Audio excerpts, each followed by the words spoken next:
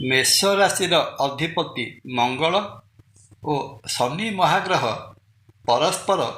ପରସ୍ପରର ଶତ୍ରୁ ହୋଇଥିବାରୁ ଶନି 7.5 ଭୋଗ ହେଉଥିବା ସମୟରେ ମେଷ ରାଶି ଜାତ ବ୍ୟକ୍ତି କର୍ମ ହରାଇବେ କିମ୍ବା ତାଙ୍କର କର୍ମସ୍ଥାନର ପରିବର୍ତ୍ତନ ଘଟିବ। ସାଧାରଣ ଜୀବନରେ ଉଚ୍ଚ ସ୍ଥାନରେ ଆସିନଥିଲେ ପଦଚ୍ୟୁତ ହେବାର ସମ୍ଭାବନା। ମାନ ସମ୍ମାନରେ ଆଞ୍ଚ ଆସିବ।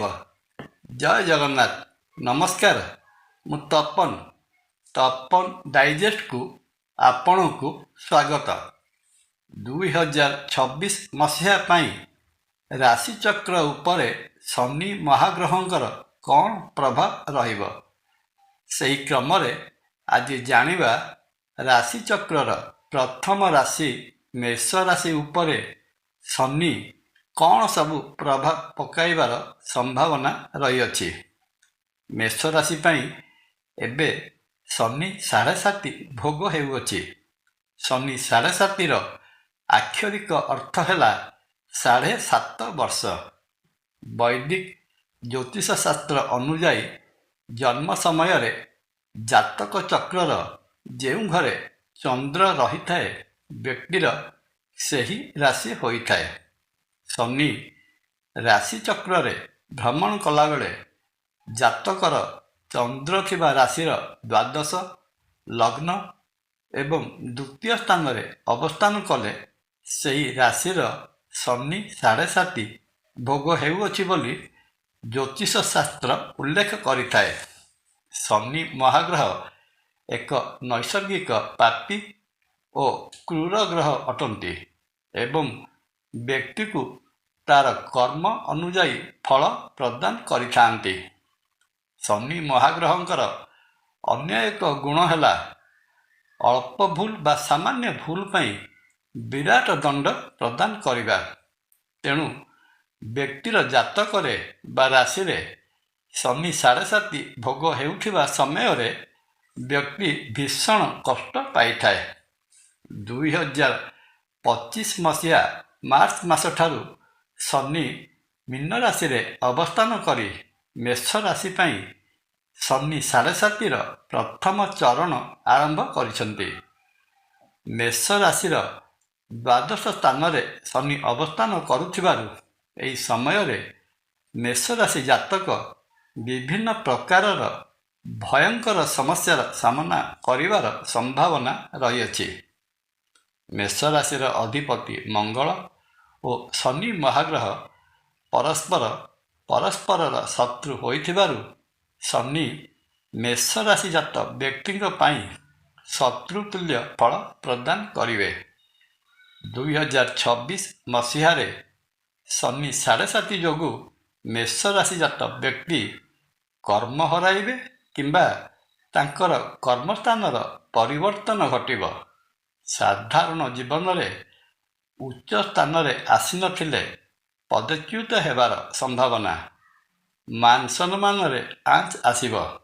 ନିର୍ବାଚନରେ ପ୍ରତିଦ୍ୱନ୍ଦ୍ୱିତା କରିବାକୁ ଥିଲେ ପରାଜୟର ମୁହଁ ଦେଖିବାକୁ ପଡ଼ିପାରେ। ଆୟ ବା ଲାଭର ପରିମାଣ କମ୍ ହୋଇଯିବ।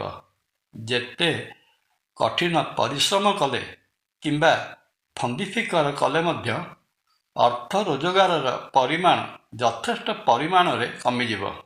ଅଯଥା ଖର୍ଚ୍ଚ ବୃଦ୍ଧି ପାଇବ। ଖର୍ଚ୍ଚ ଉପରେ ନିୟନ୍ତ୍ରଣ ନ ରହିବାରୁ ଲୋନ୍ କରିବାକୁ ବାଧ୍ୟ ହେବେ। ପରିବାର ଓ କୁଟୁମ୍ବ ଭିତରେ ଅଶାନ୍ତି ଲାଗି ରହିବ। ପାରିବାରିକ ଝଗଡ଼ା ସୃଷ୍ଟି ହୋଇ ମାଲି ମକଦ୍ଦମା ପର୍ଯ୍ୟନ୍ତ କଥା ଯାଇପାରେ। ସବୁଠାରୁ ବଡ଼ କଥା ହେଲା ନିଜର ସ୍ୱାସ୍ଥ୍ୟକୁ ନେଇ ସର୍ବଦା ଚିନ୍ତିତ ରହିବେ। ସ୍ୱାସ୍ଥ୍ୟ କ୍ଷେତ୍ରରେ ସାମାନ୍ୟ ଅବହେଳା ଘାତକ ରୂପେ ସାବ୍ୟସ୍ତ ହୋଇପାରେ। ଏହି ସମୟରେ ଡାଇବେଟିସ୍ ଓ ବ୍ଲଡ଼ ପ୍ରେସର ଭଳି ରୋଗର ପ୍ରାଦୁର୍ଭାବ ଦେଖାଯାଇପାରେ ଏବଂ ଏହି ରୋଗ ଦେଖାଯାଇ ଅନ୍ୟ ସବୁ ଜଟିଳ ରୋଗକୁ ଆମନ୍ତ୍ରଣ ଜଣାଇବାର ସମ୍ଭାବନା ରହିଅଛି। ତେଣୁ ନିୟମିତ ସମୟରେ ଡାକ୍ତରୀ ସହାୟତା ନେବା ଉଚିତ ହେବ। ମେଷ ରାଶିର ଦ୍ୱାଦଶ ସ୍ଥାନରେ ଥିବା ଶନି ଯାତ୍ରା କରୁଥିବା ସମୟରେ ଦୁର୍ଘଟଣା ଘଟାଇବାର ସମ୍ଭାବନା ମଧ୍ୟ ଦେଖାଯାଏ।